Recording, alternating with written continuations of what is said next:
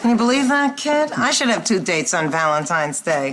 What time are you meeting Mr. Sheffield at Sutton's? 3 o'clock. And what time are you meeting Jeff at Dominic's? 2:30. Oh, my God, Jeff! Well, you can't keep them both. It'll take you 20 minutes to get across town, and no one can eat a full 5-course meal in under 10 minutes. You obviously have never broken the Yom Kippur fast at my mother's house. I just wanted to let you know about my study group. Oh, don't be a fuddy-duddy. I'll be your study buddy. I'm about to embark on one of the great challenges of my scientific career. This work right here is going to change history. I think this is going to be our greatest mission. I don't have time to study. I'll never get into Stanford. I got big plans for you tonight. I got maps, I got charts. I'm going to see you through this because my credibility is on the line. It's at this point that you'll want to start taking notes. Welcome to the Sitcom Study, the podcast where we contemplate the TV shows we grew up with and search for the truth and wisdom within the tropes and cliches. And Amy, what's the trope we're talking about today? Aw, honey, you shouldn't have. Explain. It's Valentine's Day. Valentine's Day. You shouldn't have. Explain. It's right around the corner for us in real life, so why not talk about it on the podcast? He's such a romantic. This one was very interesting. Obviously, we went into this thinking it's Valentine's Day. This is going to be like Halloween, like Christmas, where we have infinity sitcom episodes to choose from. We're going to have to narrow it down and come up with the subtrope to focus on because there's so many. But what we found was that the Valentine's Day episodes really tend to start in the 80s. Oh, yeah. And when we looked back, trying to find where are our I Love Lucys and Patty Dukes and Donna Reeds. And Hallmark hadn't invented it yet, Jay. Yeah, it's so funny. I found myself as like Mr. Conspiracy Theory aluminum hat guy going like, did Valentine's Day not exist before 1982?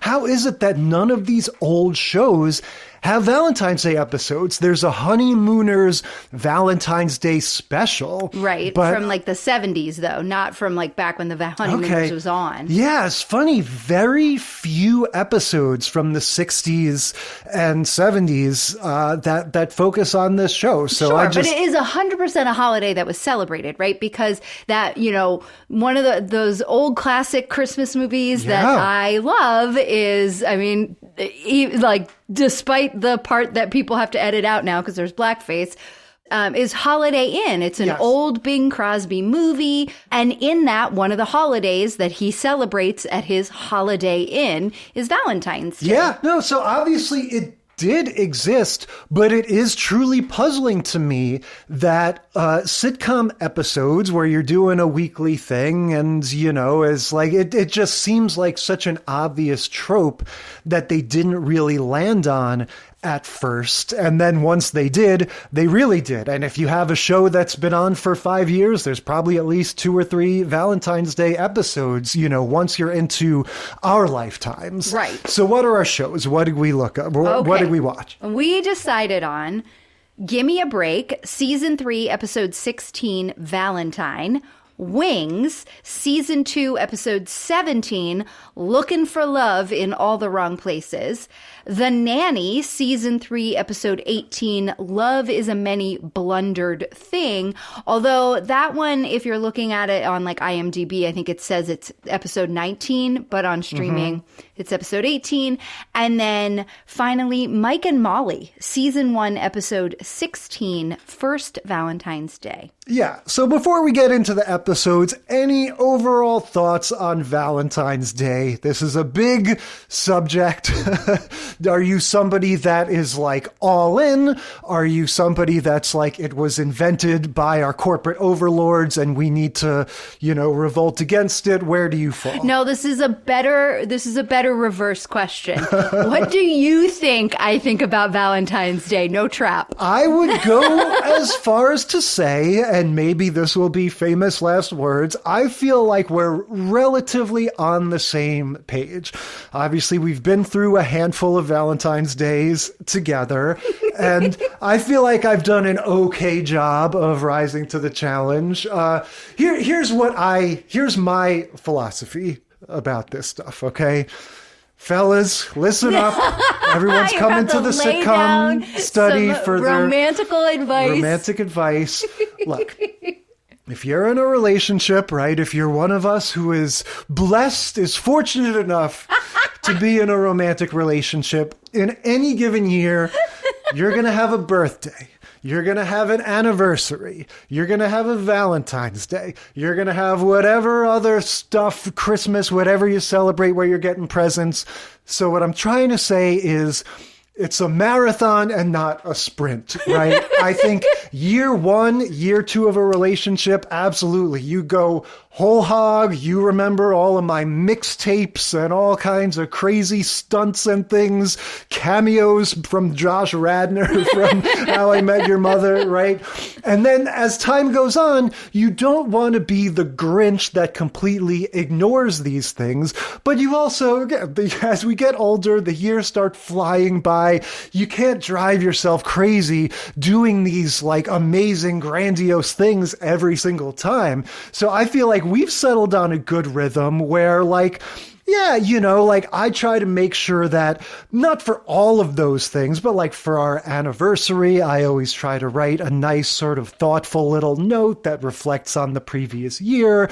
Valentine's Day, we usually go to a restaurant or something like in the vicinity of Valentine's Day, but not on the exact thing. Yeah, because restaurants are insane on actual Valentine's Day. I guess what I'm trying to say is I feel like, you know, we have a sort of common sense about it where it's like, hey, look, you know, like to a large extent, these things are kind of made up and you don't want to really like take them too seriously. But at the same time, like they do give us an excuse to do nice things for each other and make a little show of affection or do a little thing, or I don't know. So this is the greatest advice on love that I have ever heard. Our listeners are going to be so full of romance. Honestly, I think what I'm saying makes sense. I'm trying to say, have fun with it. Don't take it too seriously. And yeah, between Valentine's Day, anniversaries, etc., there's a lot of shit to keep up with. Yeah, you can't drive yourself just make sure crazy. you get me flowers. That's my only, you know, well, Jay knows this. But yeah, that's my only thing. Like I don't, you know, I like to have flowers in the house. I am not made of money, so I'm not buying them all the time. But I always like to have some flowers around Valentine's Day, or just because at any other time. That's sort of my go-to. I don't care about, you know, making Valentine's Day a big to-do, but it's nice to have flowers. Like that's kind of my take on things. Yeah, fair enough. All right, let's get into it. You're laughing, but I think there are young men out there that have a little bit more perspective. I'm laughing because you were like, okay, flowers, yep, got it, let's move on. Then, honestly, I would say my advice is plan ahead with the flowers, but I actually have had worse luck ordering them ahead of time than when I just order them like the day before. Do it at the last minute. Anyway, okay, let's get into it. Gimme a Break. Second time covering this. This is Nell Carter's sitcom from the 80s. Yep. I'm just going to come right out and say this episode was a joy.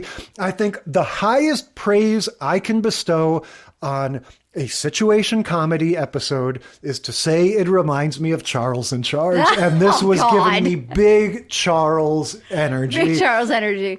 I thought you were going to say it reminds you of seeing a play, because that's what both this episode and the last episode that we watched of Gimme a Break, they have these kind of, you know, I say sweeping, but it's sweeping because, you know, it's all within 2 rooms and there's lots of dialogue and lots of blocking that's happening. Yes, definitely. Lots of characters in this one getting squeezed into a small space. And yeah, to say it reminds me of Charles in Charge and to say it's like a play are sort of one and the same, because we always talk about how Charles in Charge is farcical. It's got that noises off thing of people coming in and out.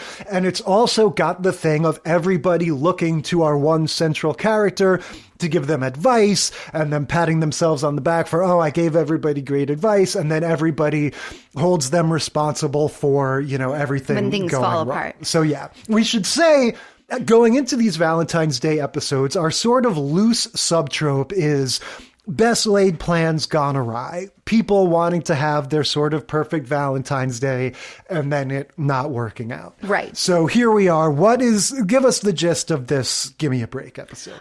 So it is Valentine's Day and everybody in the family has a problem. Nell's boyfriend is out of town in San Francisco. He's calling all the time. It's just a normal day in the Kaninsky household. She's up early. She's making breakfast for everybody. She's the housekeeper, yes. right? She's like their, sort of their nanny, their housekeeper. Again, it's the 80s. 10% of all sitcoms or more are a family with some sort of wacky live-in servant. Right. So in this instance, the mom died, and the mom was a really good friend of hers. In most instances. Right, yeah.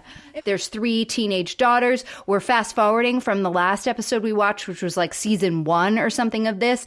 Now we're later on, and the youngest daughter is, she tells us kind of midway through the episode, she's 14 going on 15. And so we already have little Joey Lawrence, who, by the way, has Joey Lawrence ever played a character not named Joey? Yeah, I don't know. I guess the parts just come to him. Or maybe that was his thing. He couldn't remember a different name. I don't know. You don't have to remember your own name. You're not the one saying it. So we get to see a little bit of him at the very end. Yes. But yeah, so all the daughters have dates for tonight, and they each have a different problem. So the youngest daughter is 14 going on 15. Her boyfriend wants to start necking. She wants to know, when is it too soon to start necking? And do you want to go into each piece of advice? Yeah, let's just rattle them off. Yeah, Okay. because this is how it's presented. We get the problem and Nell's advice in turn, one at a time. Right, and they're coming in rapid succession. She's listening for a sentence and giving a sentence the kitchen of advice. is her official advice-giving area Yes. that everyone takes her to one at a time. And there's all mixed in with all of this advice is the breakfast that she's making. Yes. So when I say that there is this, it's like a dance. She is constantly moving in and out of the swinging door, putting something in for breakfast, sitting down at one table, talking to one of the kids, giving some advice, moving on. Oh, something's burned. Let me start something different. Yeah. It really is fabulous. What she does, though, Nell makes bacon or eggs for breakfast. The daughter asks her, what's for breakfast? She says, bacon. And then the bacon gets burnt because she's not paying attention. She goes, okay, so much for the bacon. I guess I'll make eggs instead. And then when the eggs are burnt, she's like, all right, fine, I'll make cereal. And then there's a fun recurring trope where the dad, the grumpy Jimmy Durante guy that we got to know last time, Dolph Sweet. he's a man after my own tastes. He likes everything burnt. Yes. Yeah. That's like my household. He's like, Nell finally made it the way I wanted it. And he's getting the burnt bacon out of the oven off the tray, and the burnt eggs out of the pan, and the burnt toast. Yeah, you were explaining we've got lots of issues to get through. The one daughter, she says, Danny wants us to start necking, period. Nell says, he won't respect you if you do that. Keep him... Yeah, she says you just tell him what you think, that you think you're a little too young, and and if he respects you, he'll wait, and you think you say he respects you, so that's great. So that was the answer to that problem. The middle daughter, these are out of order, but in order of age. So the middle daughter is she's been the opposite problem, right? She's been seeing this guy, and she's the nerdy one, right? And then he's her boyfriend, or this guy she's been seeing is also the nerdy one, and he's not making any moves. And so Nell tells her, oh, well, guys never make moves on a girl if she has glasses. So she tells her to take her glasses off. Yeah, guys don't make passes at girls that wear glasses. There you go. Never has there been an adage that I've disagreed with more. It should be guys grab the asses of girls that wear glasses. Just hold on there, because I don't know that you have ever grabbed my ass. Once or twice. Anyway, so we've got a funny little bit where Julie is the middle daughter. She's the one, she takes her glasses off, but then she can't see anything. So she's walking into chairs and walking out the back door. Right. So Nell's advice, lose the glasses. Older daughter, she is dating the boy that they call Rick Revolting. Yeah, because he wants to be like John Travolta. Exactly. He thinks he's so cool, and he's always wearing John Travolta style outfits or whatever. And what was their deal Well, this again? is the one I meant when I said it's the opposite. It's the because opposite. the daughter says, I feel like he's in love with my mind. Yes, and Nell she Carter says, is like, play dumb. Right, exactly. Well, but like the older sister is the ditzy one, right? They all have these little tropes. Like you got the young one, the little like cute one, and now she's aging out of her cuteness. So we have Joey Lawrence on the show. The older sister in the 80s, 90s, was always the like slutty one. exactly Kelly the blonde. Bundy. Yes, and they parodied it on that 70s show with the older sister there. Anyway, so she's like the ditzy one, the one who always is like dating lots of boys or whatever. So so she thinks that this guy only likes her because she's so smart, to which we get a great face from Nell. And she's like, well, look, hey, if that's what you think and that's how he's treating you, then play dumb. And she tries to tell her 3 different ways to play dumb and she doesn't understand. And she goes, you know what? You're doing fine. Just do that. Well, it doesn't end there. Like, no sooner is she done with the daughters, then we start getting, we didn't even meet this character last time, this random old guy. The grandpa. So Grandpa moves in with them after Grandma dies. Grandma dies somewhere in like season 2 or 3 or something like that. And Grandpa moves in with them. Yeah. He's a curmudgeon. So, but yeah, I was going by age order, right? So we got through the 3 kids. Then we've got her friend, who is Aunt Rachel from Family Matters. Yep. Her friend comes over. She's dating a professor and he hasn't made a move either, just like the other, the middle daughter's friend. And so she tells her, well, you just make the first move. It's the 80s. Right? You can do that now. You're a modern woman. So she tells her to make first move. Then the dad is like, I want to date this new meter maid. Yes. But Hang I'm on, nervous. we have to pause on that for a second because he mentions her by name every time he says Mickey Hightower. She's a first name, last namer. Yeah, I love this. He's switten with Mickey Hightower, our new meter maid, but he's tongue-tied. That's right. So that's just a funny little thing for him. Yes. And then the one that I was jumping to was the grandpa, because I loved the way this plays out, that he answers the phone, talks on the phone for a few minutes, like you get the sense he has a hot date, and then he just looks at Nell and goes, Nell, problem. And they march off to the kitchen. Yeah, he just gestures to the kitchen, like, you know what to do. Well, and at this point, we've done, 5 of them? Or we've had 4 at least pieces of advice that she's given. So she tells the dad that he should go on a double date. Since he's nervous, don't worry about it, go on a double date. And then she tells the grandpa, we get the reveal that this is a black woman that he's dating and that he's never dated a black woman before, to which, again, we get a great Nell Carter, pulling face at the audience and at the camera. And she's like, well, is she religious? Because a really nice man gave me this cross one time for Valentine's Day, and he was like, "Oh yeah, I think so. She's always got candles lit all over the house." To which at the time I was like, "Oh no, she's going to be she's going to be from the islands. It's going to be some sort of voodoo-y thing. They're going to go that direction."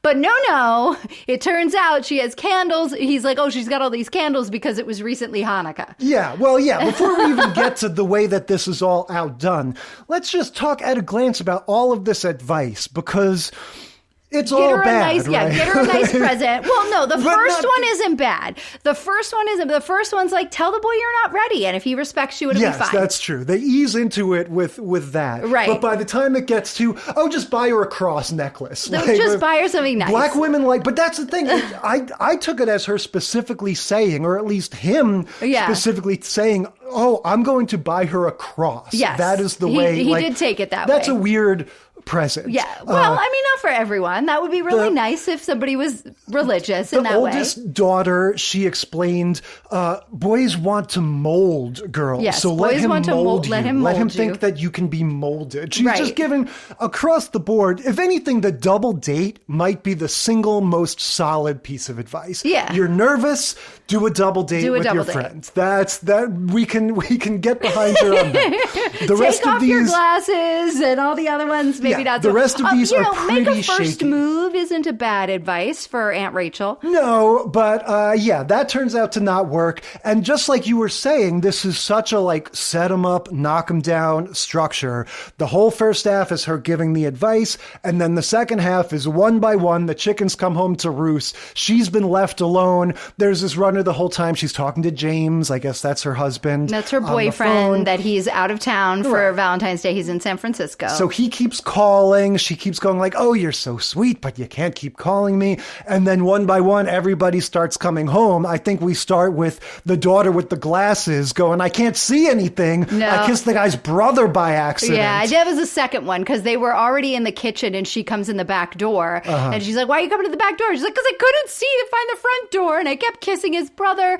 And then the youngest daughter, the boy breaks up with her because he's like, yeah, I respect you. I respect you so much. You're right. Let's break up. Yeah, see you in 2 years. Yeah, or whatever. And so she's devastated.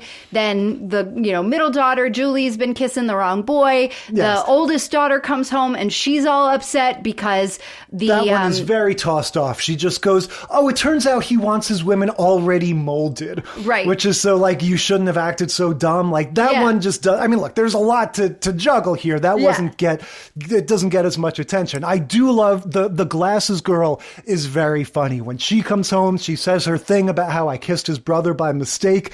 And then the other sister goes like, oh my God, you kissed his brother? And she goes, who are you? It's good stuff. And yeah, one by one, everyone's like marching into the house saying you gave me horrible advice.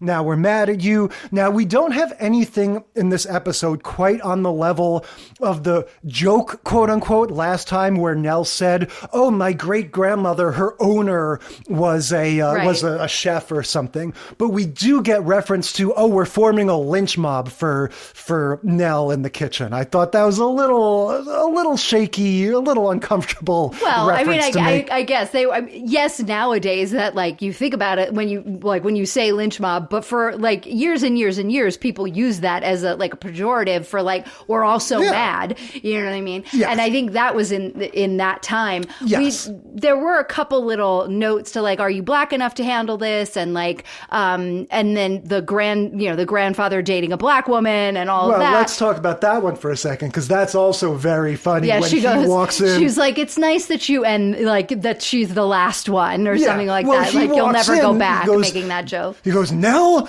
you don't understand black people very well, or something like that. Yeah. But yeah, they're all angry because everything fell to pieces. The meter maid danced with the other guy on the double date. Addie, the Aunt Rachel's character, her name's Addie. Her man is like, oh, this is not a modern guy. He's like, this is too much for me. And he called me, and Nell goes, what did he call you? A floozy, a harlot? And she was like, he called me a cab. Yeah, classic sitcom. They were so upset. And then we find out that Sarah, the black lady that Grandpa's dating, is Jewish. Yeah, well, that's the thing is, so do we find that out just by him telling her? Yeah, he says she's Jewish. Right. So and Nell's like, who could have seen that coming? Like, she gives us a great face with the, And then the final piece of all this is the family is all in the kitchen now. They're starting to make food and whatever. Everyone's just kind of commiserating over They're how all making mad they sad are. sandwiches because they're home on Valentine's Day. Yes. Nell keeps trying to come in and fix things, and they're like, get out of here. And they're throwing bread at her. Yeah. And then again, very Charles in Charge-esque, very sitcom-y.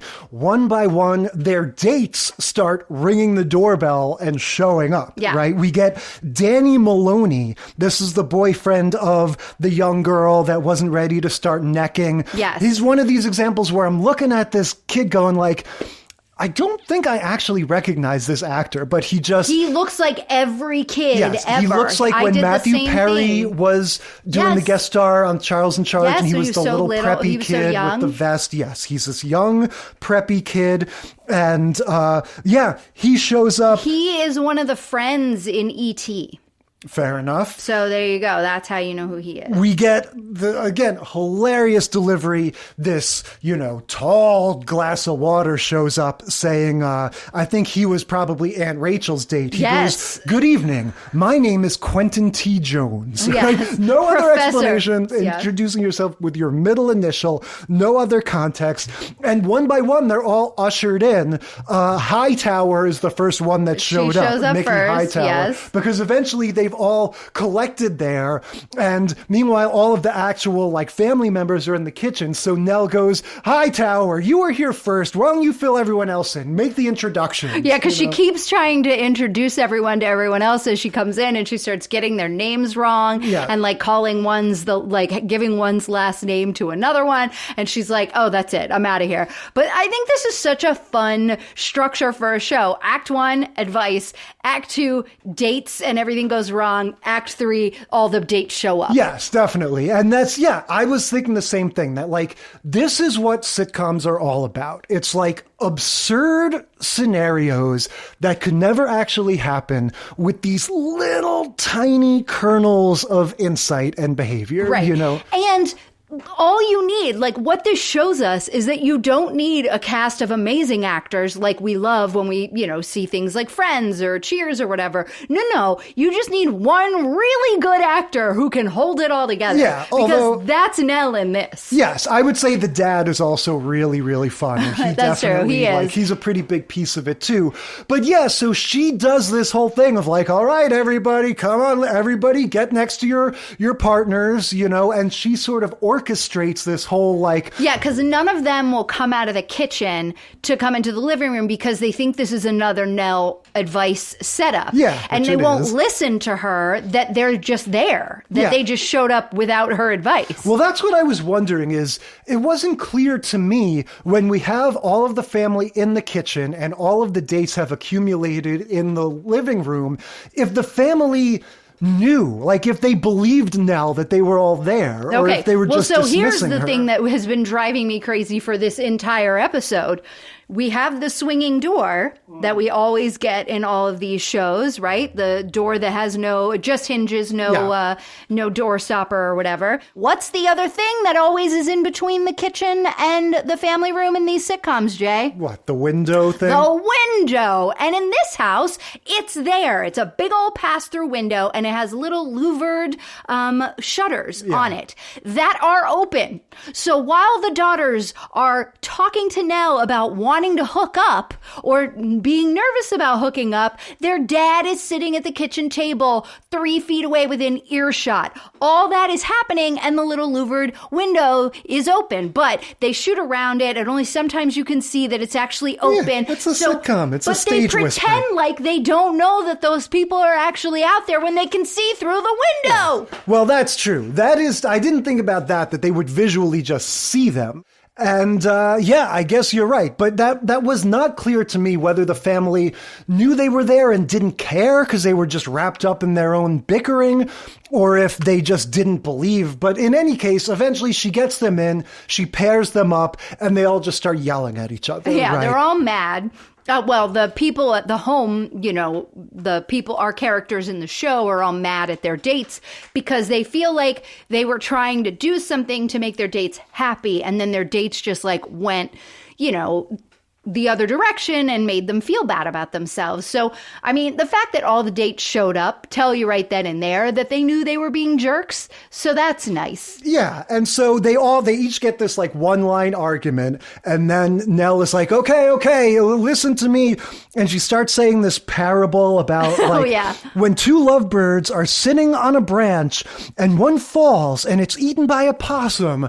And then her boyfriend calls again. She gets right, because she had broken up with him because he was mad at her for getting off the phone to go help with all the troubles when everybody came home one after the other from their dates. And she was like, James, it's so sweet that you keep calling, but I have a family emergency and I can't do this right now.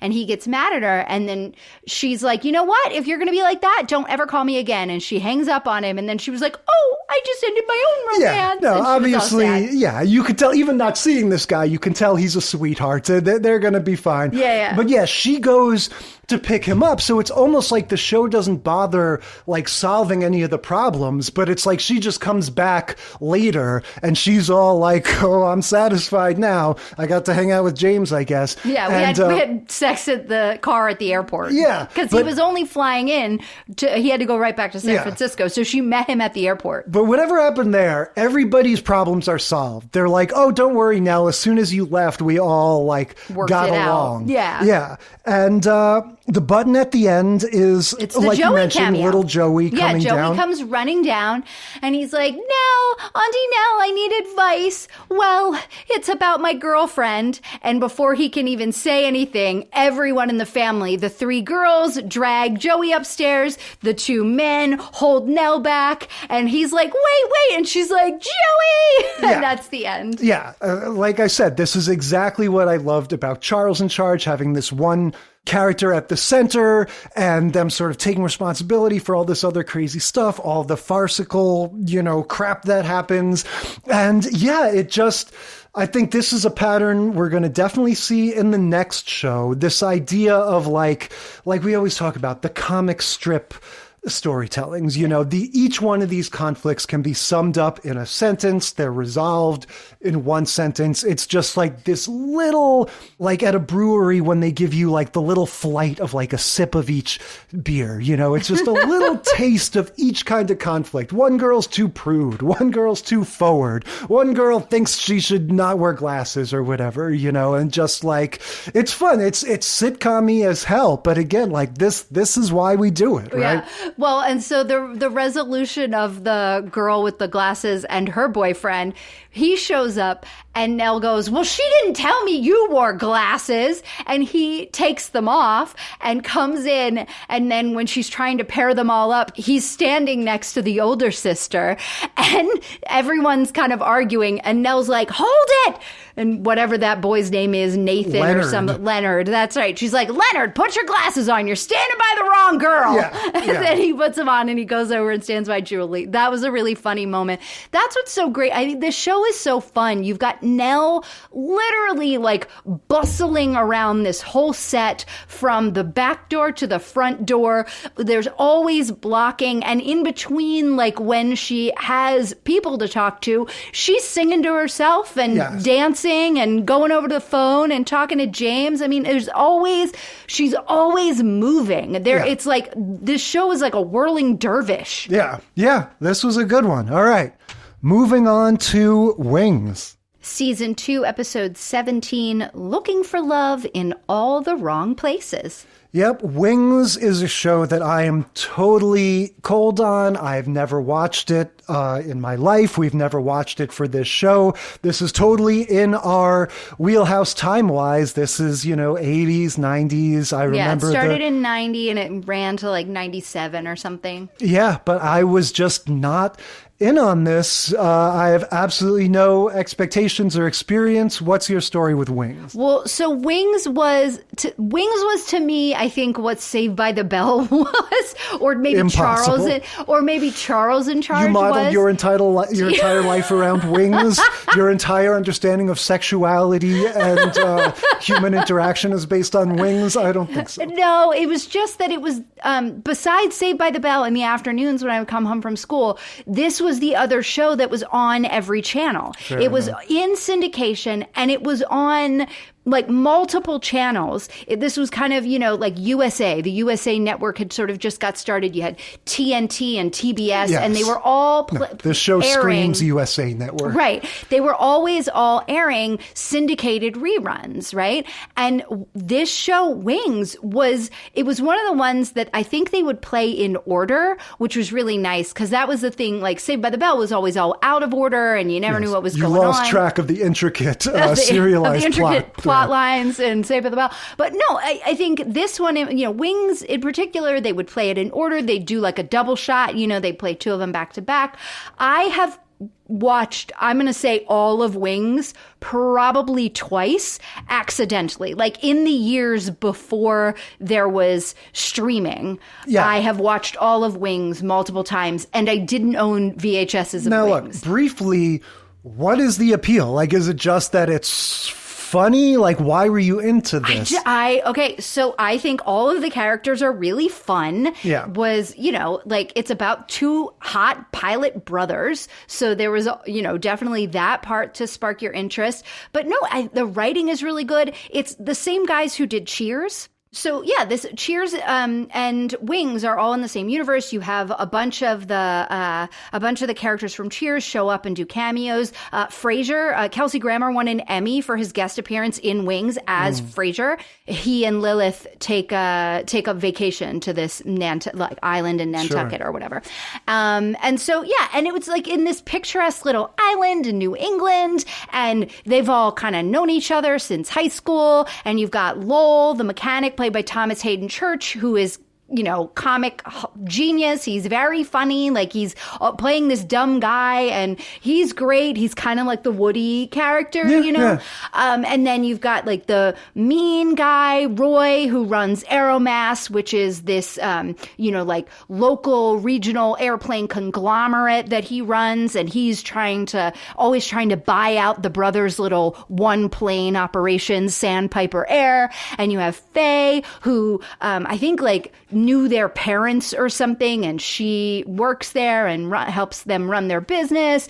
It's great. In later seasons, Helen's sister gets a divorce and moves back into town, played by Amy Yasbeek, and I love her. She's funny. And Tony frickin' Shalhoub, who, by the way, isn't a regular on this show until season 3, and we just happened to see the origin of his character in this episode. In this episode, he's a guest star, Antonio, which is the character, what his character is named when he returns, and he's a waiter at the restaurant for the family. He was so funny and is so funny in this episode that they're like, we got to make a character for this guy. We got to bring him back. Yeah, no, it's the reason why I'm smirking is just it is the pattern I notice with some of these shows that you like more than I do, where you'll be like, oh, come on, look at this roster of like amazing actors. That guy who was in that other show. And it's like these people that are like, sure. I'm not saying that they're amazing. I'm saying it's a fun, there's fun things for everybody to do. Here's what I'll say. Obviously, I've just seen this one episode. And it's the Cheers people. Were you going to shit on the Cheers people?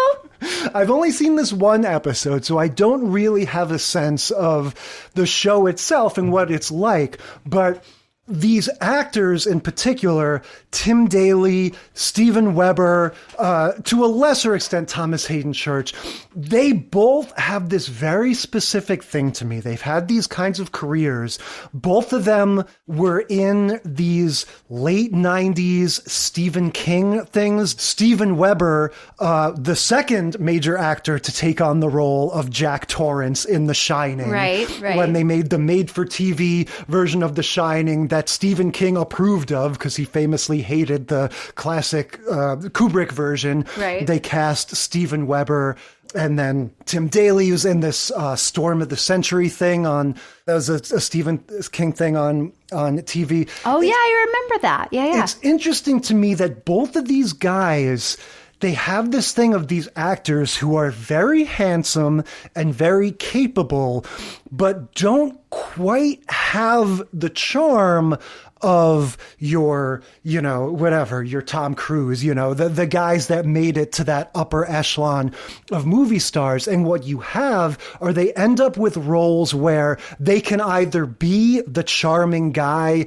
in a sort of second tier thing, or they can be like kind of a slimy asshole in like a top notch thing. Right. So like Steven Weber in Studio 60. Yeah. Or Single White Female. He plays the skeevy boyfriend in Single White Female. He plays, the executive in Studio 60, where it's not like he's a slimeball in that, but he's not the guy that we're on his side. Right. Tim Daly has a big arc on The Sopranos as the guy with the gambling addiction. They're there to be these good-looking guys that can absolutely act well and do a good job, but it's like if you're Spielberg and you're casting your movie, they're never going to be your main guy. They're going to be the guy that maybe the main guy's ex-wife is now dating, and we kind of don't like him. Like Greg Kinnear. Yeah, that kind of a role. And so that's what I think of with these guys. So when I sort of see them back in their, back in their primes on this sitcom, I'm like, oh yeah, okay, this is one of these that's populated by, like, I call them also-rans, these guys that, like, sure, I know who they are and I don't dislike them, but they just don't really do it for me. Well, and this was before they were also ran, though, right? Like, this is their lead up, you know? Yes, and that's what I'm saying, is I look back on it now and go like, yeah, Steven Weber, like, okay, sure, like, Anyway, whatever. You can snicker all you want. This is a fun episode, and this was a fun episode, number one top because of Tony Shalhoub. He is like his physical comedy that he's doing as the waiter at this restaurant. He's like smacking the other waiters around and kicking them out and screaming at them in like Italian and English. Yes, he's so funny. In addition to the sort of slapstick stuff, we have him doing a crazy over-the-top Italian accent. Right. So yes, very broad, old-timey. He's like bringing a Andy Kaufman in Taxi kind of energy, in my opinion. I don't think so. Anyway, just a goofy voice. He's a silly, broad character, in my opinion. And so, this is going to be another one like the last one where we've got lots of stories kind of going on at the same time. Yeah. But the main one is the one that ends up at the restaurant. It's Tim Daly and his girlfriend. You want to walk us through the sort of shape of that? Right. So backstory on the two of them. You've got Joe is Tim Daly's character and Helen is Crystal Bernard's character. And they have known each other, and Brian is the younger brother. They've all known each other since they were in elementary school. They grew up on this island. And Helen has battled with her weight her entire life, and she's also been in love with Joe her entire life. So mid-season 1, they get together, right? Or maybe early season 2, they get together, and this is their first Valentine's Day together.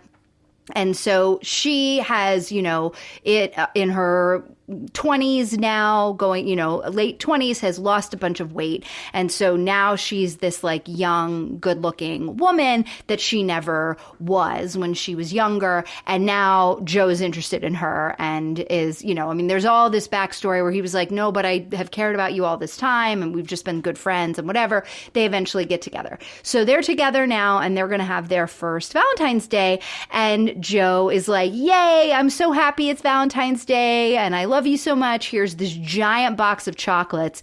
And Helen is like, that's the rudest present you could ever get a former fat girl. Classic sitcom communication, right? I'm not going to say why I'm angry. I'm just going to yell at you and be she's mad. like, and if you don't know, I can't tell you. And she storms out and she's all mad. And then Faye, who's like the motherly character, she calls Helen into Joe's office and she's like, so what was that about? Yeah. And she comes out, she gives the explanation that you just did. Obviously, for me, as not being familiar with these characters, I was learning this all in real time. Oh, okay. She used to have weight issues and maybe she still has eating issues. And so giving her chocolate, she sees as insensitive. But yes, this is sitcom-y as hell. Obviously, like this is just all, could be solved with communication. The other, I would say the sort of next biggest overall storyline in this is this Roy character that you mentioned, this sort of chubby, middle-aged guy. He's got essentially a blind date with someone he met in the classifieds, right? Or something along those lines. And it's your standard thing of, oh, I kind of fudged the facts a little bit. I said that I looked different than how I do, and I maybe said he had a different job or whatever.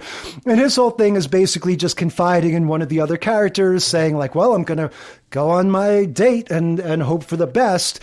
And it's just kind of laying the groundwork for this guy. He is insecure and he's like he's going into this date like, everyone lies on these things. So I'm going to be disappointed in her. She's going to be disappointed in me. Right. This whole thing is going to be a catastrophe.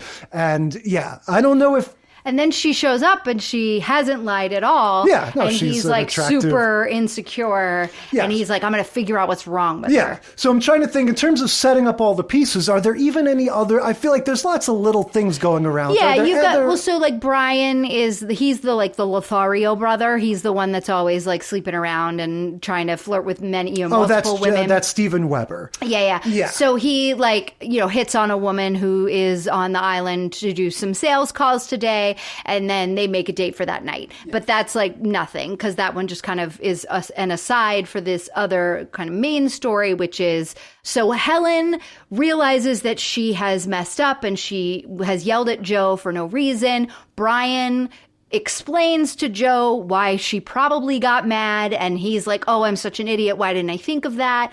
And then he gets a little Valentine rose from Helen delivered by courier that says, meet me at our special place. And he's like, oh yeah, the place we had our first kiss, I'm going to Indian Point. He goes off. He's like, well, I know where she wants us to be. It's Indian Point. That's where we had our first kiss. I'm heading out there now. By the way, anybody from the New York metro area, this is very distracting because Indian Point is the nuclear power facility that is famously built on a fault line 30 or 40 miles outside of the city.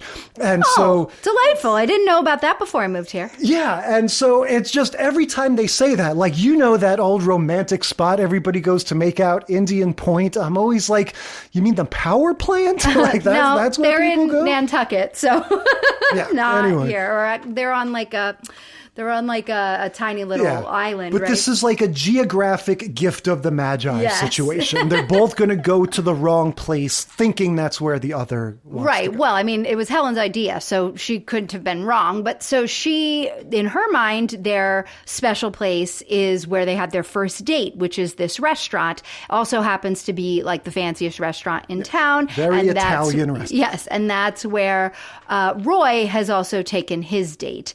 And so, Roy and his date walk in, and Helen's there, and Tony Shalhoub is already like, oh, madame, you are alone. I am so sorry. Oh, it looks all like this she's stuff. been stood up. Right. And she's like, I'm not alone. He's going to come. This was just, something had to be delivered, and then he had to figure out where I was, and then he'll be here. But it's, it's fine. I got here early. I'm just waiting. And he's like, oh, and then he brings her over prosciutto melon because they are, she's alone, and he's bringing her over wine and all of these things. And the whole staff is sort of starting to get emotionally invested in the plight of this woman sitting there by herself. Right. And I will say, like, this stressed me out. Just, it's such a cliche to go like, oh, back before cell phones, everything was so different. But just seeing this woman sitting at a restaurant and then cutting to Steven Weber getting the phone call and going, oh, okay, all right, I'll go tell him, and realizing like he ends up bicycling because he's drunk, I guess. So he ends up bicycling to the Lover's Lane to tell the Tim Daly character, oh, you're in the wrong place. You got to go over to the restaurant. It was just such a stressful thought to me to think of like, oh, your girlfriend's at the restaurant. We need to get there. So you need to physically go to this other place and tell the guy and go there. And nobody can just call each other and say like, hang on, I'll be right there. Although they could just call the restaurant. But from what phone? They're in Lover's Lane. No, that's what I'm saying. Brian, when he gets the message that... Yes, he could have called that from the studio. Didn't even have to call from the airport. He was on the phone with Helen. He could have said, oh my goodness, Joe thought you meant... That is true. Indian Point, and solved it right then. But instead, he tries to like cover for his brother for not knowing where their place is, and is like, oh, he just got a late start. He'll be on his way.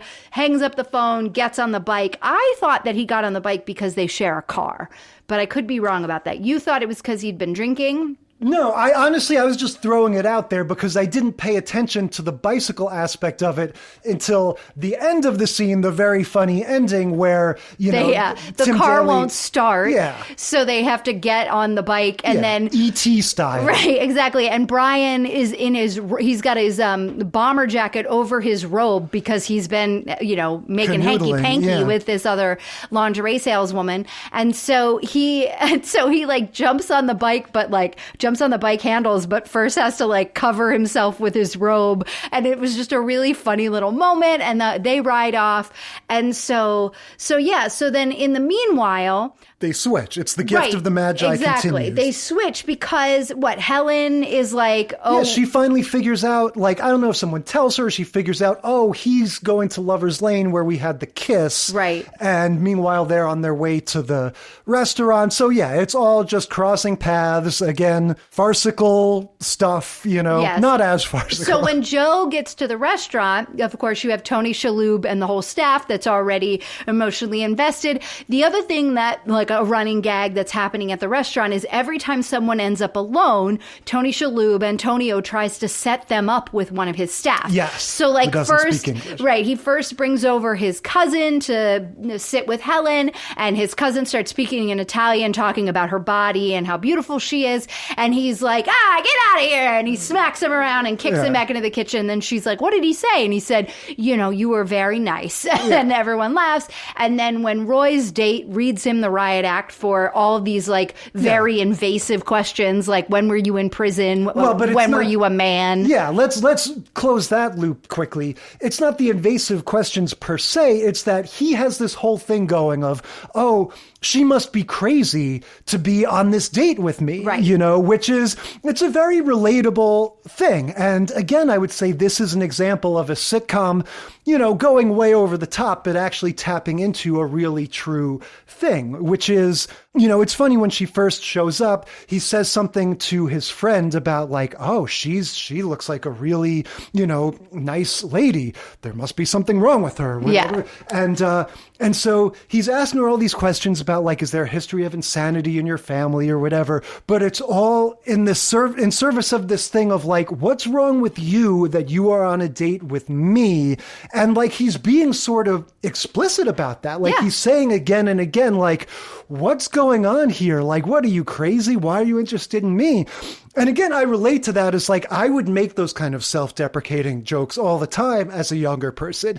And it is a thing like, you do want to have self-awareness, and it's fine to be, it's fine to have that thing of like, oh yeah, look at me, Mr. Sexy. But it's like, yeah, you go too far with it and you're just like, dude, like have a little self-respect. You're like she says, you're pathetic. And yeah. She's like, I didn't find, she's like, yes, you don't look like you described, but I thought that was fine. And I didn't find you unattractive. But after spending an hour and a half with you, your insecurity and your, what was the other thing? Like insecurity and something else that's like insecurity are, unacceptable. And now I do find you unattractive. And so she storms out.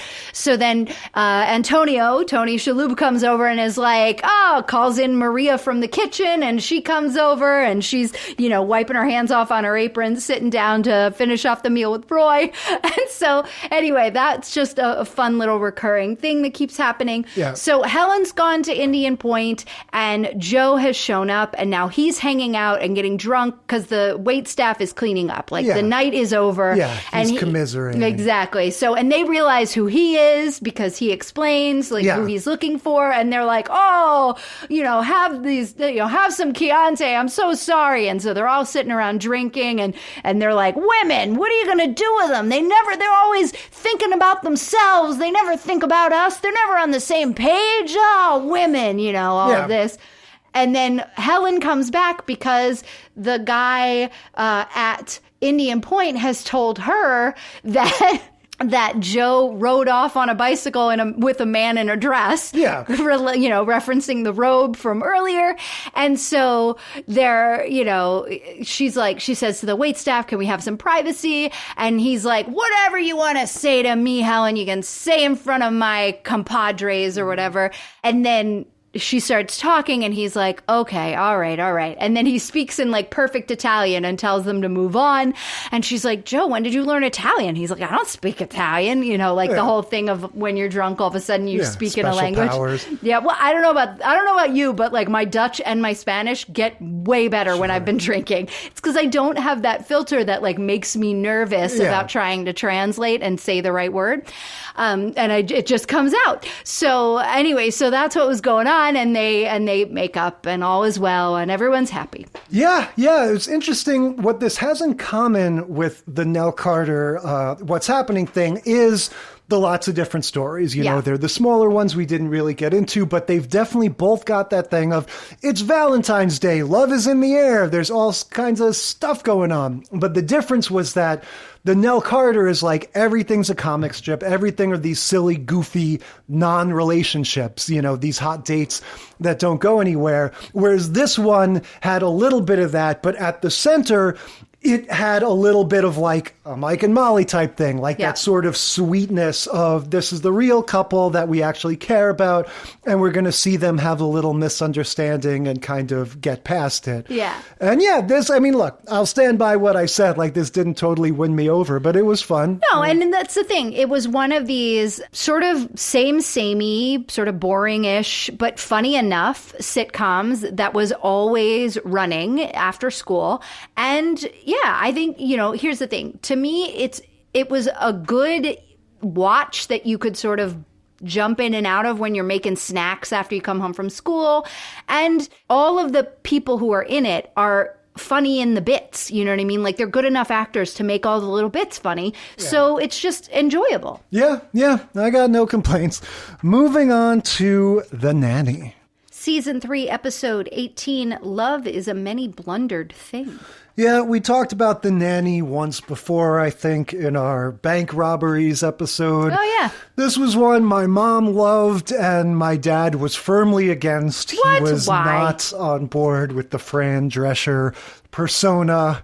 And yes, similar to Night Court and certain other things, Ronald Reagan, I was sort of raised to dislike. Hold on, did you just Fran like throw Drescher. Ronald Reagan in there with Night Court and The Nanny? Ronald Reagan, the Mets, you know, certain things in my household we were... We just didn't stand by. Yeah.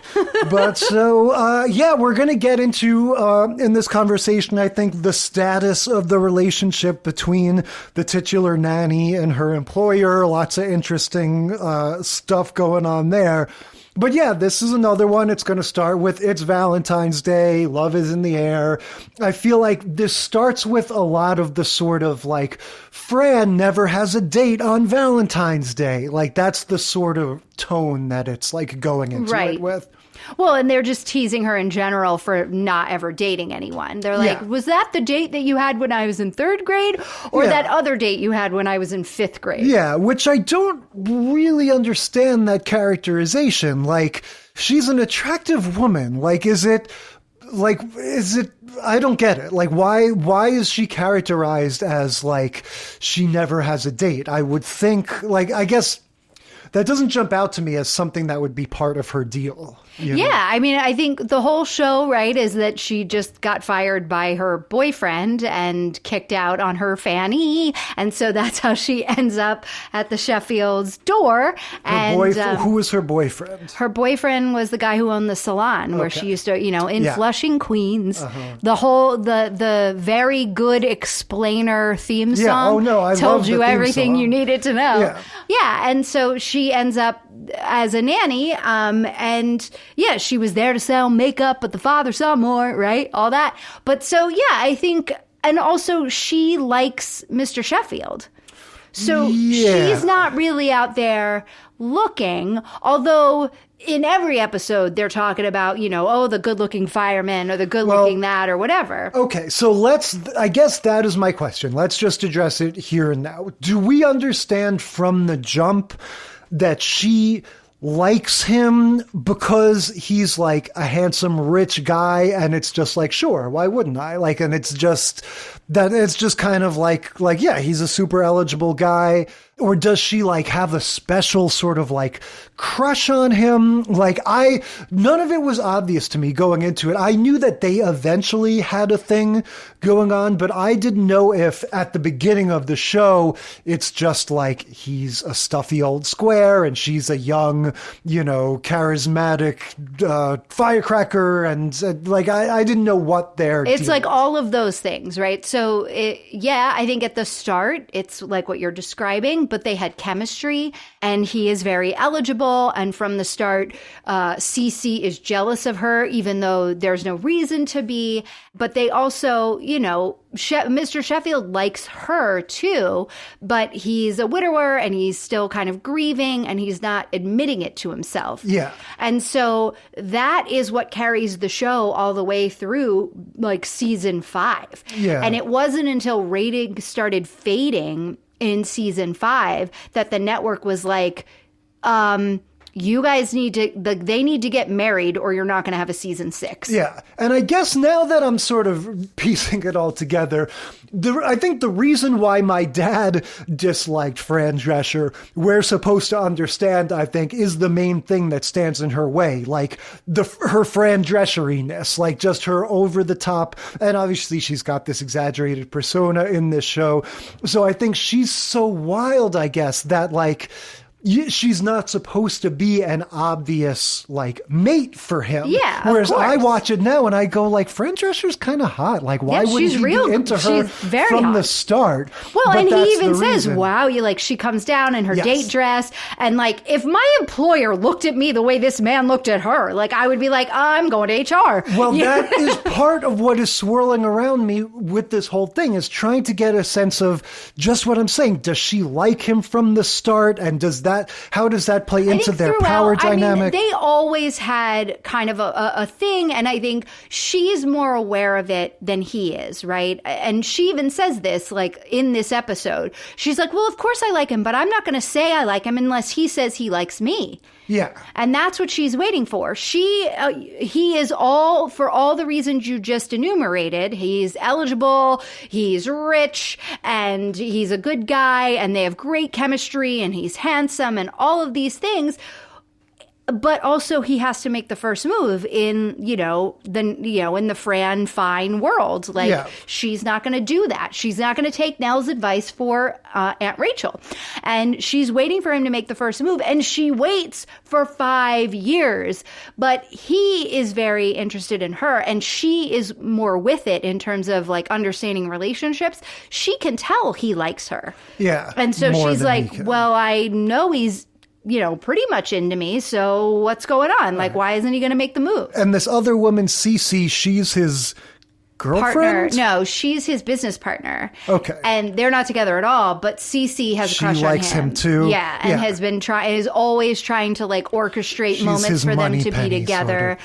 Yeah. And the butler doesn't like her, so he's always trying. That is clear. I have no questions about that. To like upend, well, you know what happens in season 6. I can only imagine. They get together. Yes. But anyway, so she's always trying to find ways to be alone with him and like have a romantic moment.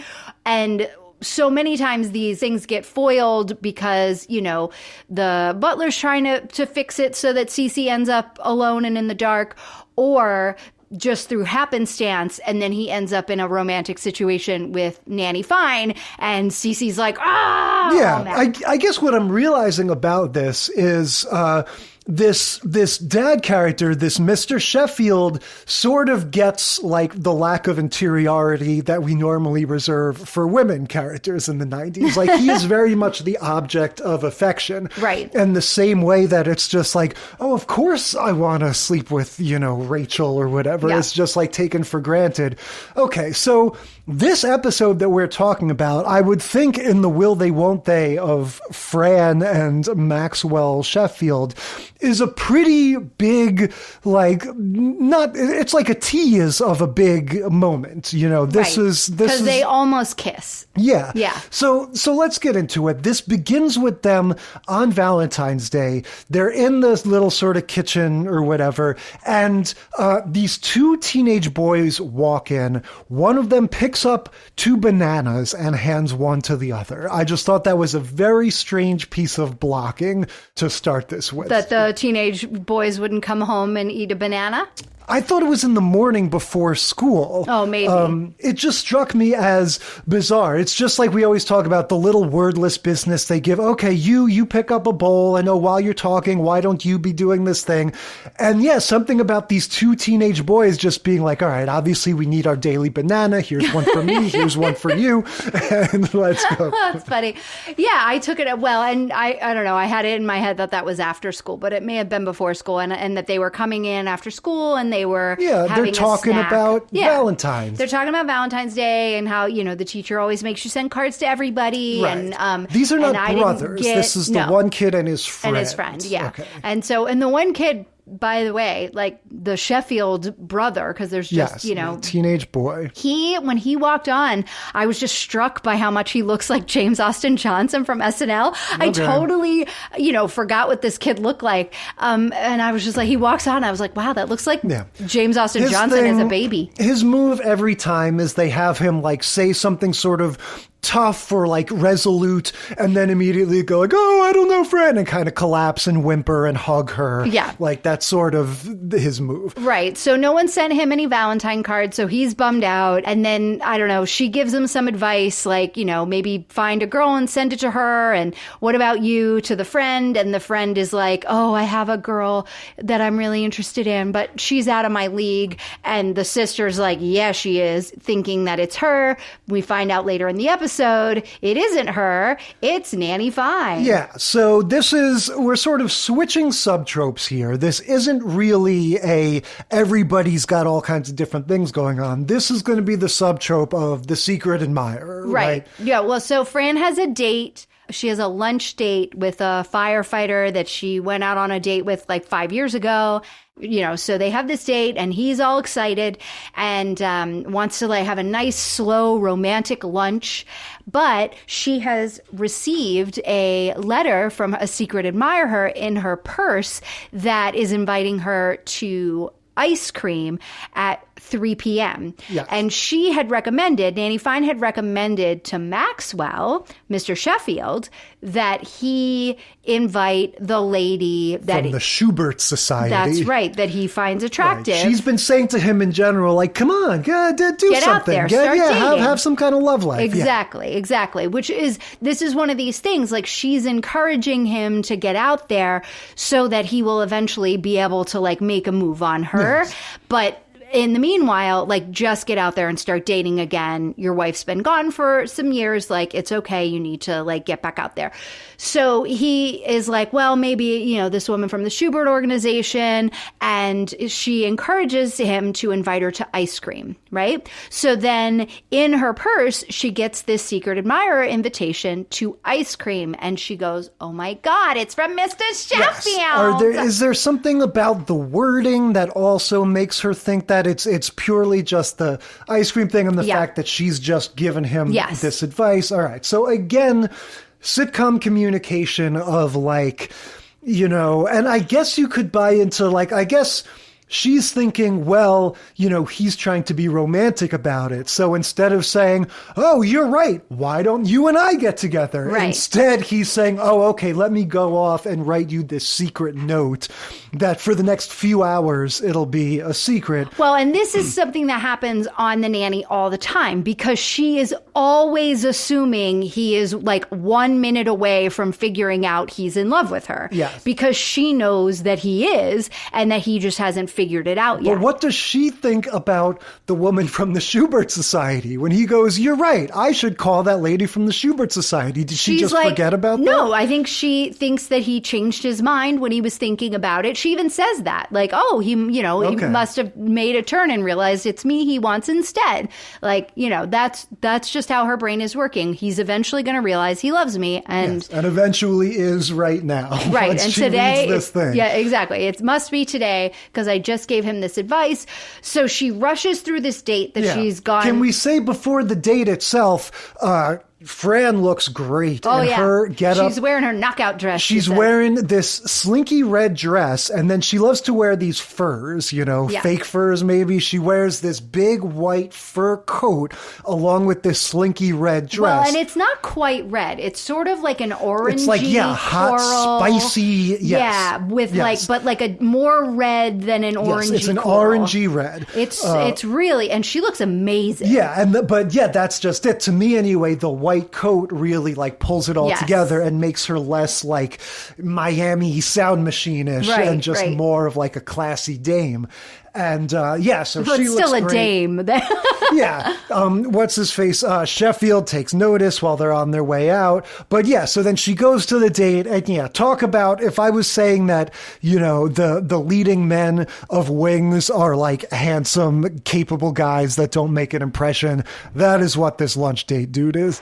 Yeah, he was very, very handsome. And he's just like, Fran, I hope you have the whole afternoon free. I really wanted to take our time together and really enjoy this and savor our lunch. I want this to be the perfect He's got date. the look of that guy who's Jefferson from Married with Children and Richie's older brother, or Richie's replacement on Happy Days. Yeah. That super handsome guy. I forget his name. Which Ted something or other.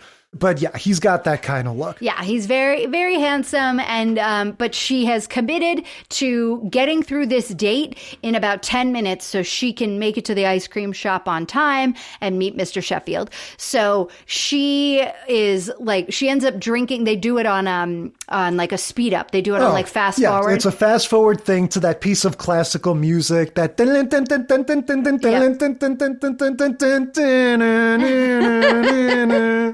Exactly. So she's like drinking soup through a straw because she's trying to make it go faster. She drops her spoon on the ground. So she's like, oh, well, it gets a straw.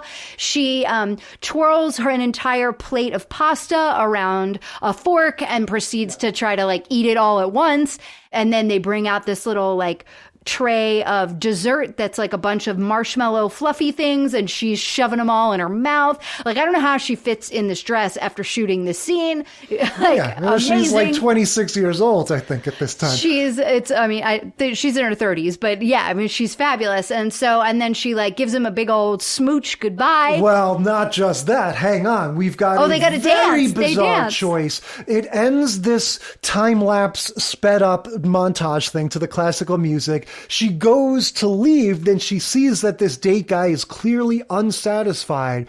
So she comes back and they do a music drop of One Last Kiss from Bye Bye Birdie. There you go. When she starts making out with him, just like what kind of, like, I guess just some theater nerd was like the producer of this episode and was just like, we got to get one last kiss in there for 10 seconds. It's fun. I mean, it was her and her husband that are the producers of this show. All right, yeah. But anyway, so then she rushes off to the ice cream shop and then in walks the 14-year-old boy. This is an old-timey ice cream shop. I didn't catch the details of the date at first, so I was very confused. I was writing in my notes, like almost as a joke, like, is this some sort of old-timey candy shop or something? 'Cause, they're dressed in the stripy, old-timey outfits. Like soda jerks. Yeah, the whole thing, it doesn't look like a place where adults would go. Also doesn't look like a place in the latter half of the 20th century, really.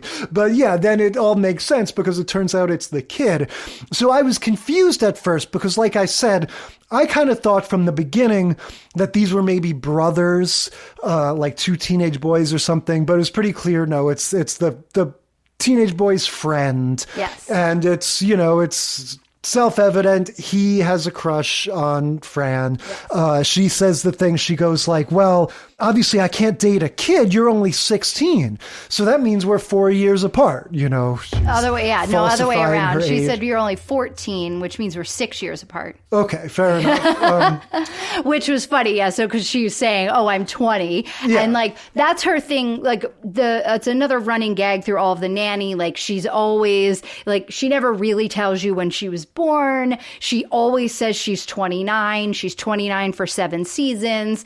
There's all this like funny math where like at some point she says something about like being born in 1970, but then at another point she says like in the Kennedy administration. So yeah, all of these things, all these gags about like her age, but it works, right? Because you're like, oh, she's like 26. Well, and I'm I like, say that because I'm old and now everybody under 39 looks like they're 25 to me. Yeah, no, I mean, she's definitely in her like early to mid 30s, and yeah, she looks great. So anyway, so then she, you know, leaves this date. She gets back together with her friend, and she's telling her friend, we gotta go get rid of the billboard. Yeah, we didn't mention the billboard. Well, because we just now find out about it in the show. Okay. She's like, when she got the card from Mr. Sheffield, who she thought was Mr. Sheffield, turns out it was a 14-year-old boy. When she got the card, she was like, well, I have to give him a really great Valentine's Day grand gift. gesture. Exactly. So she has hired a billboard in Times Square to say, you know, will you be my Valentine, Mr. Sheffield? Love Nanny Fine or love Miss Fine, right? And so this is like outside his office. What, like $40,000 or something? Who knows? At this time at Times Square billboard. Yeah, sure. Right, exactly. In the fanciful universe. So she's like, and it's right outside his office. So he's going to see it when he goes in to go to work. And this is where she says, like, I have to get rid of this because he hasn't said he likes me yet. So, like, you know, this was only there because I thought he had already made the first move. So she and her friend, now we're in full, like, farcical land. Well, I was going to say, not since Punky Brewster had to chase the fat kid from Monster Squad out onto the ledge have we had so much billboard-related daring do.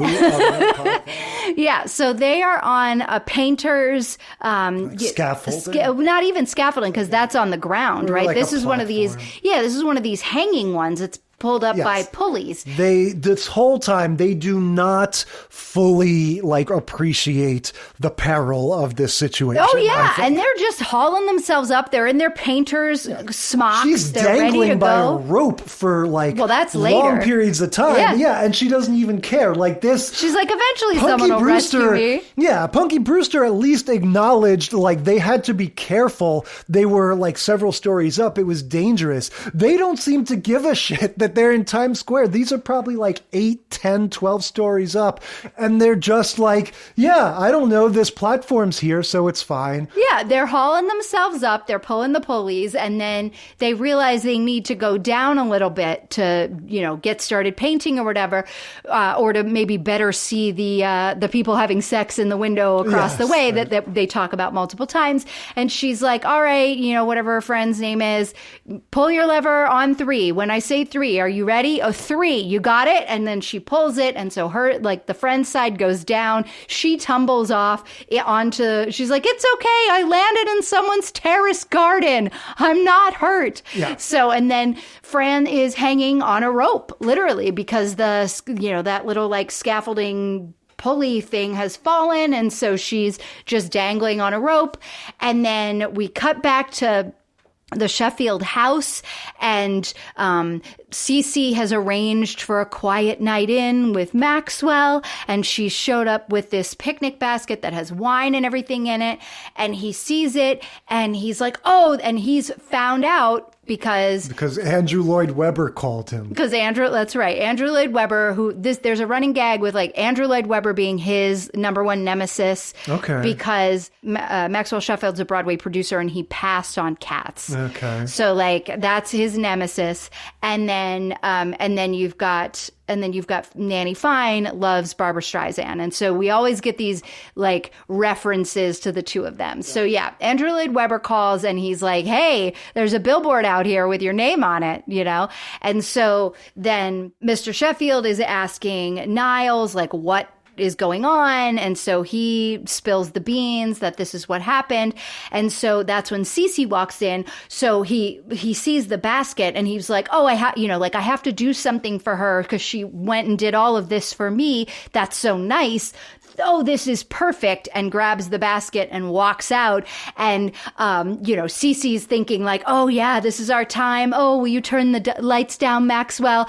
And Niles turns the lights out, and she thinks it's, that Maxwell's staying in the room and he's already gone to go find Nanny Fine. And she's like, oh, Maxwell? Yeah. Maxwell! So she's left alone in the dark. He's run off to Times Square to go find Nanny Fine on this billboard.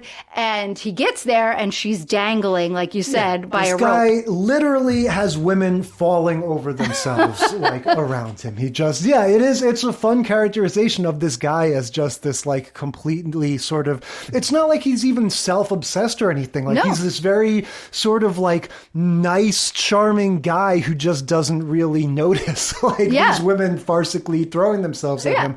But like I was saying, they get down and they have this sort of quiet moment, Fran and Mr. Sheffield, on this billboard platform thing. And it gets more and more like they basically lean in for the kiss. Yeah. And they get interrupted by, firefighters or something. Hold on, ma'am. We'll be right there. Don't panic. Yeah. And so it's like comically diffused. But I feel like, if you're watching this show and charting the overall will they, won't they, like this is definitely a step closer. Like this guy, I don't know to what extent they sort of do the sitcom reset, with they episode 100% by episode. do the sitcom reset. That didn't get anywhere. They didn't get anywhere close to a kiss at the beginning of the next episode. Fair enough, but it's got to be on some subliminal level. He remembers this experience, and so in a sense, this is much more consequential. Well, and that they were teasing this Valentine's Day episode as, oh, Nanny Fine and Mr. Sheffield, oh, look at the situation they get themselves into. And they have them like leaning in for the kiss and cut away before the big comedy moment. So, you go like, you're a fan of the show, you're seeing the previews throughout the week. You're like, oh my God, they're finally going to kiss. They're finally going to, Yeah. Rug pulled out from under you. It's interesting how all of these, it's almost like a funnel, how like we started out with like 12 different relationships. They all get like 45 seconds each. It's just a big soup. And then we get like a handful of them, but one of them has some humanity at its center. And now we're winnowing it down to this one is like, it actually is about developing this one relationship in a sort of like serialized, overarching kind of way. Yeah.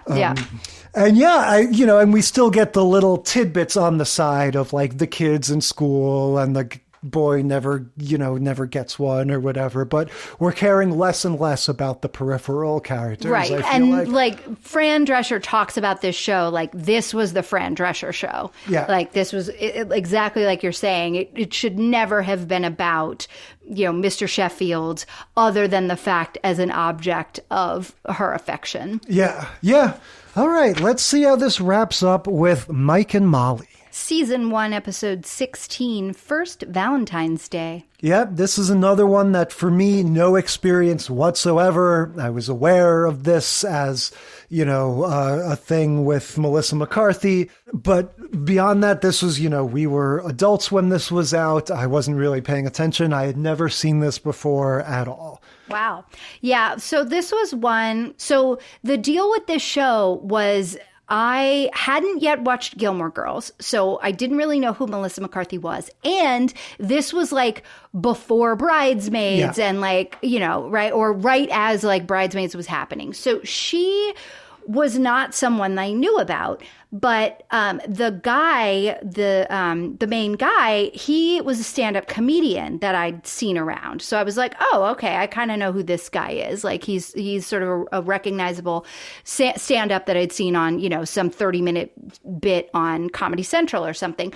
So I was like, all right, this looks like fun. And it was funny. I watched the first few episodes. I was like, wow, this is a pretty good show. Like they're both really funny. It has good actors like I like.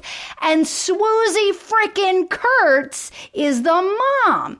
Swoozie Kurtz is a Broadway legend. She is an amazing actress. She was in Pushing Daisies. She on Broadway played Bananas in one of my all-time favorite shows and Ben Stiller's first ever Broadway show, House of Blue Leaves, also starring John Mahoney from Frasier.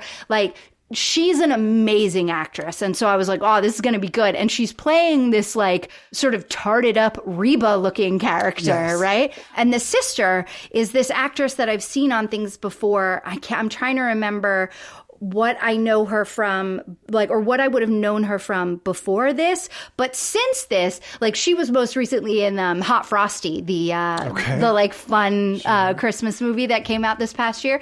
So I was like, oh, this is fun. This is a fun little cast. These actors have good chemistry. I'm going to enjoy this. This is great. And I probably watched like 4 or 5 episodes and then just kind of got bored. Like, it was just another ho-hum Chuck Lorre sitcom. But the thing that makes the difference is that this is James Burrows. He directed every episode. Yeah. So it's like you got the sort of ho-humness of Chuck Lorre, you got the magic of Jimmy Burrows, and then you got Melissa freaking McCarthy, like as she's exploding. And so she's like getting huge, but also still doing the sitcom. And it runs for 6 seasons or something. Yeah. And I don't think I even knew at the time, like when I, learned about Melissa McCarthy from Bridesmaids, I don't think I realized that it was the woman from Mike and Molly. We don't get a ton of her in this episode. She's in it, of course, but this is one that's going to focus more on the point of view of Mike. And all of season 1 and a lot of season 2 is like that. All right. Because he was, kind of the bigger star. Yeah, I guess what I'll say is that, again, I didn't know that this was Chuck Lorre, James Burrows, any of those. The overall humor of it is a little harsher than I would have expected. I think going into it knowing, the one thing everyone knows is that it's a show about these 2 kind of chubby people that, have this relationship. I just would have figured... they met at an Overeaters Anonymous. That's episode 1. Pilot, they meet, they're at an Overeaters Anonymous. They both like make jokes about themselves in a way that like compliments each other, and they decide to go on a date. I just would have guessed it would have had a little bit more of like just like a more nice kind of sensibility about it. Not that it's like horribly mean or anything, but it's got a little bit of that spiky Chuck Lorre vibe, just some of the remarks about the, gay people and just all the stuff that we expect from some of those late 90s, early 2000s shows. I would have guessed that this was not going to be one of those, but it kind of was. So this starts with Mike and his friends. They're police officers. They're in the police car. His friend is saying, oh, here's my plan for Valentine's Day. Women have all these expectations. And so they're always disgruntled when their boyfriends don't take them out. And so they'll break up and they'll be, prime pickings or whatever. He's doing his job. He's like, I don't have a date. I have a strategy. Yeah, he's fulfilling his role as the, horny best friend with machinations. Right. Like the horny best friend that like just never gets his, Yeah. And so, we learn that this is their first Valentine together, Mike and Molly, and he's going to pick up a cake that he had made. So at this point, we're fully done with the all kinds of crazy characters and lots of things going on. This is fully focused on Mike and Molly and their deal. We've got a little bit of that same sort of gift of the Magi crossed wires kind of thing going on. I feel like this whole story is a pretty sort of like straightforward sitcom trope in itself. Yeah. So he shows up to pick up this cake that he's had custom made, and he learns from her favorite bakery. Her favorite bakery, he meets this hunky baker who he learns was Molly's fiance that he never knew about. Yes. So, and all of his insecurities come tumbling out. He's like, I thought I was the first person she ever loved. Or that she ever said, I love you too. And he's just like, it is just one toxic male trait after another that he's like, well, I'm all mad because, why wouldn't she tell me? And also, I thought I was special. Yeah, and all it's this that stuff. weird thing of you've got the normal, again, sitcom-y trope, comedy trope of like, oh, your main guy that you like, that's this sort of schlubby, relatable guy, and then you put him next to this chiseled Adonis, and it's like, oh, now I'm jealous, now I'm insecure. before. But this has the added twist of like, oh, but they're both, like they have this kind of kinship because, like you said, they met at this thing for people with weight issues. And so he's made all of these assumptions that like, oh, that's part of our whole deal. Right. She's been lonely like me her whole life. Yeah. We don't get together with hot people like this. And so there's this sense of indignation and betrayal. And he just kind of, loses his shit basically at the notion that this sexy, this baker looks a little bit like the boyfriend from Schitt's Creek, the one who was in Hot Frosty? Yeah, exactly. He's got that kind of look. Hot Frosty references today. Yeah, just the young sort of the veterinarian, hunky dude. Or like the Captain Awesome from Chuck. He was also a very handsome, very tall, good-looking boyfriend character. This Jeff guy kind of says, "Oh yeah,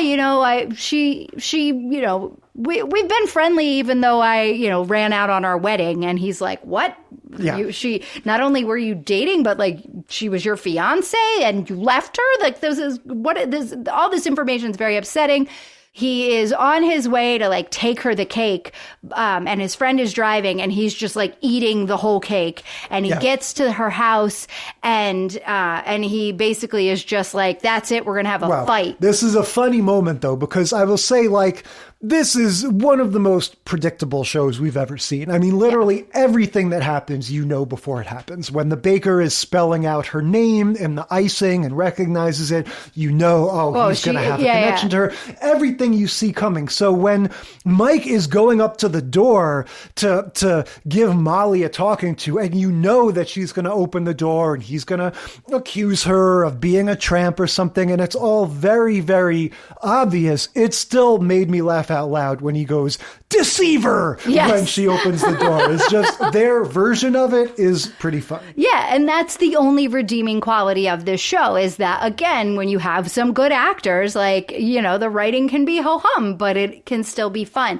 Yeah, they have a fun little scene. I was very distracted on both of these, like, he's at her door kind of outside in Chicago scenes, because they were doing the thing that, and it was still must have been early days or whatever, but they were CGIing in their breath. Oh, yeah.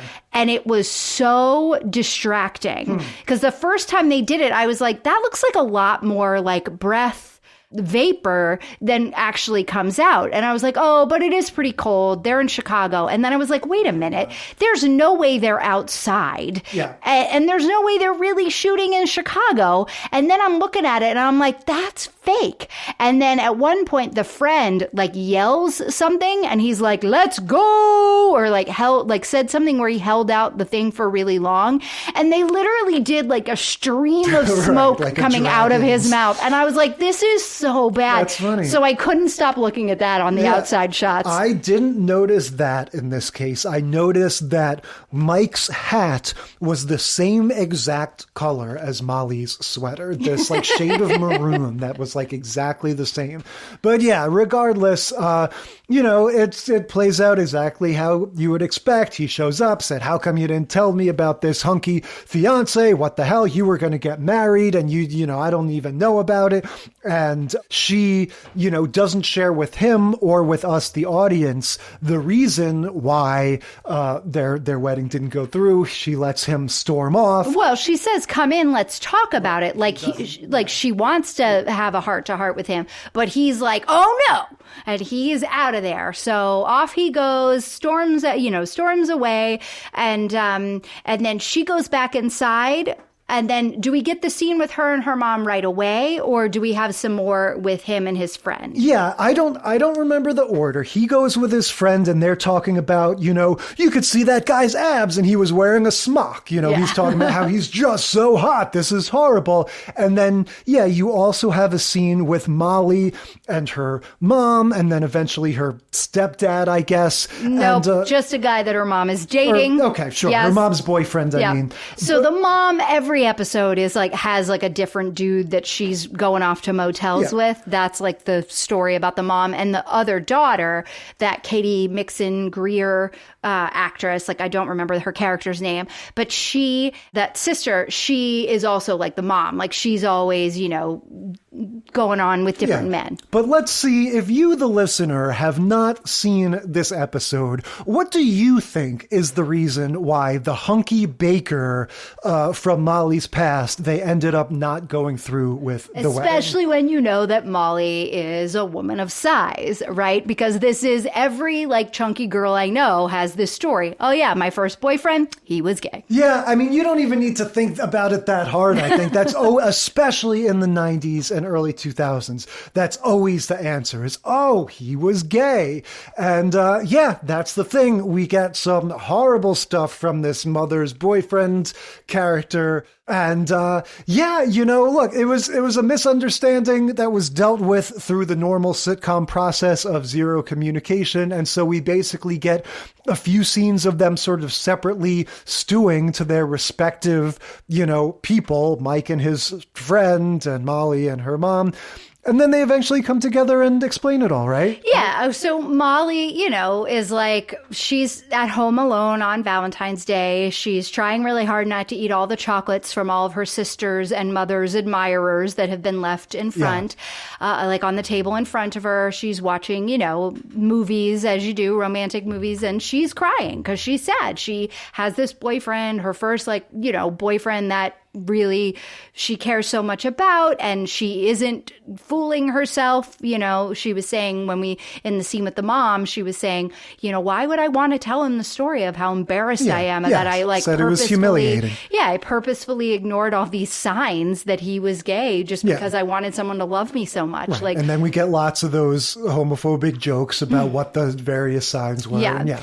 And so, and anyway, so she's on the couch and she's sad, but she's not like calling him, trying to make it up to him. She's like, no, he definitely is in the wrong here, and good for her, standing her ground. And so then Mike's over at his friend's house, his like partner, and the grandmother or the mom that he lives with comes downstairs and is like, what's going on? This woman this is a amazing great scene. She's a great character actress. She's in the movie Magnolia, where she has that amazing scene with John C. Reilly. She's also in Jeepers Creepers. Yeah, this name's Cleo King. She was everywhere for a little while, and she is very, very funny. Yes. So she comes down, and she, I mean, definitely not old enough to be this, you know, Carl's grandmother. No, they have her in a white wig. She's like the same age as them. Yeah, but she's not that much older. Like, not at all. She's like 40. Yeah, but anyway, so she's like reading him the riot act. She's like, oh, you have a strategy? Get out of here, you know, before I smack the black off you. That's where that line comes in. Yeah. She's like, you know, oh, if I want a learned opinion on sleeping in your mom's basement or something like that. I mean, she just is like, she's just nailing him. Yeah. She's like, you know, you don't know anything about anything. What are you even doing here? Like, oh, if I want a learned opinion about playing video games or something. I mean, she just was like giving him what for. And it's also that same scene where they're hanging out, where I sort of got a sense of what I was talking about before when Mike is going through Molly's iPod. That's what we called those things. And he says, yeah, AC/DC, Rock Me All Night Long. Like, that's, shook me. Yeah, that's the only song that doesn't suck. And he goes, oh, I hated this line. He goes, this thing is full of whiny chick music. I had to pull my earbuds out before I got my period. Yeah. So that's exactly the kind of thing that I didn't expect to hear on Mike and Molly. Nope, I didn't like it. So it's just like, okay, again. No, because this was one of these sitcoms that was written as, let's flip it up. Let's not put the fat comedian with a Leah Remini, like hot woman. Let's put him with another fat girl. Oh, it'll be great. But it's also just that thing of like, well, we have to be honest. We have to present guys how they really are. This is how guys talk to each other, right? Sure. When they see, I hate Amy's music so much. I have to take my earbuds out in case I get my period. That's definitely how you talk about me, right? My MP3 player was full of much more girly music than Molly's was in the early 2000s. Well, and we've talked about this because you love the female singers, whereas I was the one that was like super into like Third Eye Blind and Matchbox 20, you know? Well, I mean, they suck too, but yes, neither of us is super into AC/DC. I mean, but they have male I wasn't trying to say that they didn't suck. Oh, that's funny. Like, they suck too. But that plays in because ultimately the resolution is going to be Mike shows up and pulls a Say Anything. He lifts the boombox over his head. He sure does. He's playing Shook Me All Night Long. Yeah. Which the joke is sort of there, like he's not even really doing a good job of it, right? Because he's playing the song that he likes. Exactly. That he found on her iPad. So I wanted to ask you, because as we've established, I went into this thinking this was going to be a benevolent relationship show along the lines of early Good Times, and it turned out to be more of like a Kevin James, Tim Allen thing.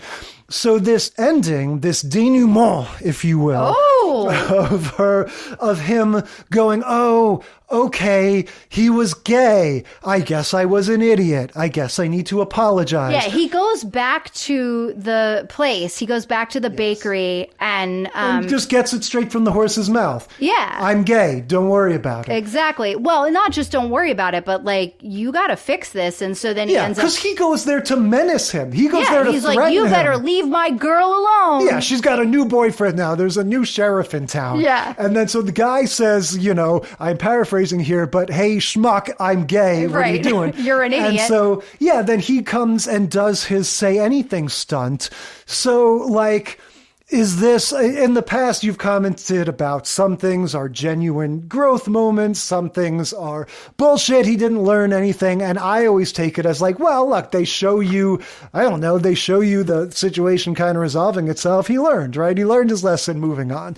What is the redemption level here? What is the, character evolution level here? Well, I think it's as much as Molly gives him, which is, all right. And she closes the door on him and says, you can stay out there in the cold until you fully learned your lesson. Keep on going. She doesn't let him right in. She doesn't immediately say, oh, that's so sweet, honey. Thank you for doing that. She's like, okay, I see what you're doing. I'll let you keep on doing it. And she closes the door and goes back inside. And then instead of crying and eating a little tiny bite of chocolate, she takes a big old, takes one whole chocolate and is like, all right, life is good. He's going to make it up to me. And then the stinger, like the button on the show, is them going on the date that he had originally planned. The horse drawing. Right. In Chicago along the lake, which is the stupidest thing ever. And it was really funny. They have like snot frozen on their faces and they're freezing and the champagne is just solid in a solid block of ice. And then they're like, oh God, we're coming around the corner. Here comes the wind. And they pull ski masks up over their face and they're just freezing. And so like that part of it is really funny. So like in terms of the redemption arc, do we get to see them have the heart-to-heart conversation? No, because it's a sitcom and that's like what it is.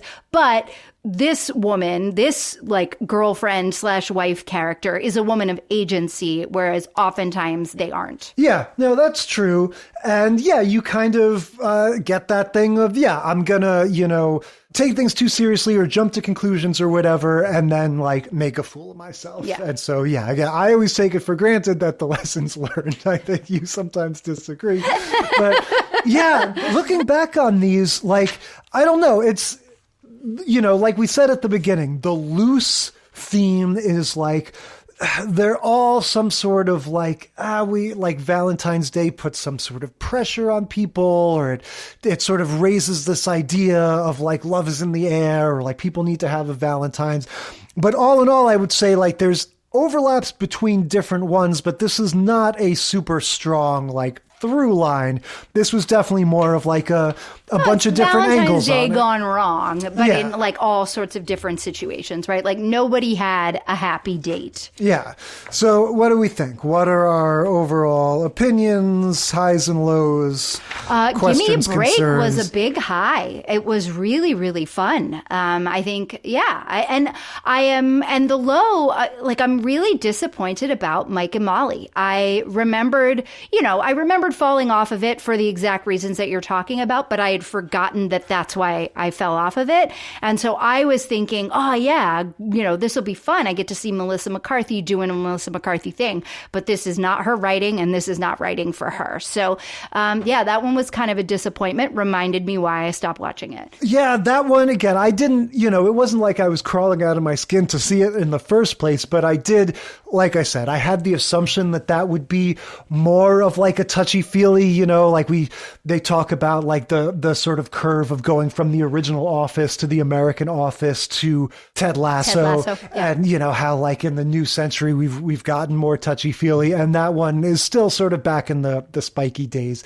But yeah, none of these were terrible, but definitely the Gimme a Break was just, that was just a joy for all the reasons we said. It had that old-timey sitcom structure of, the 3 big scenes all in essentially the same location.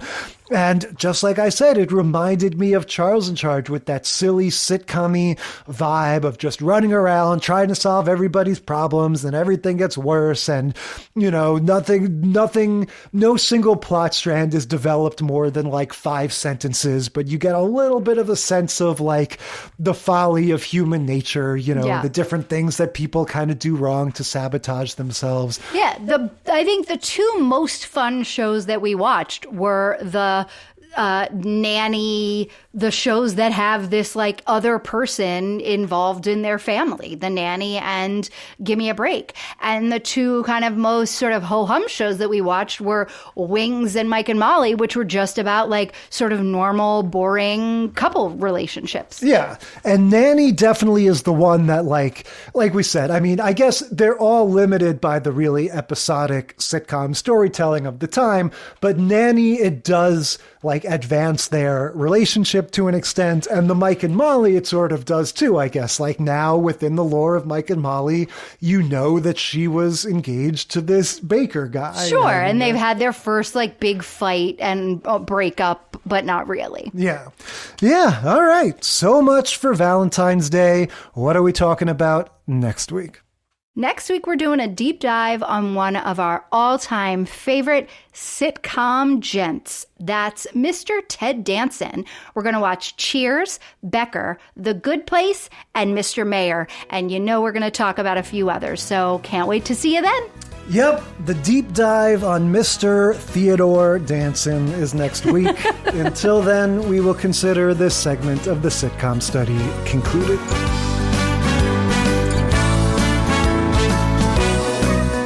Thank you for listening to the Sitcom Study. Tell us what you think or share your own TV tropes and topic ideas by sending a self-addressed stamped email to sitcomstudypodcast@gmail.com or find us on Facebook or Instagram. And if you like the show, consider leaving a rating or review on your podcast app. It helps us boost those precious Nielsen ratings. The Sitcom Study is recorded in front of a live studio dog.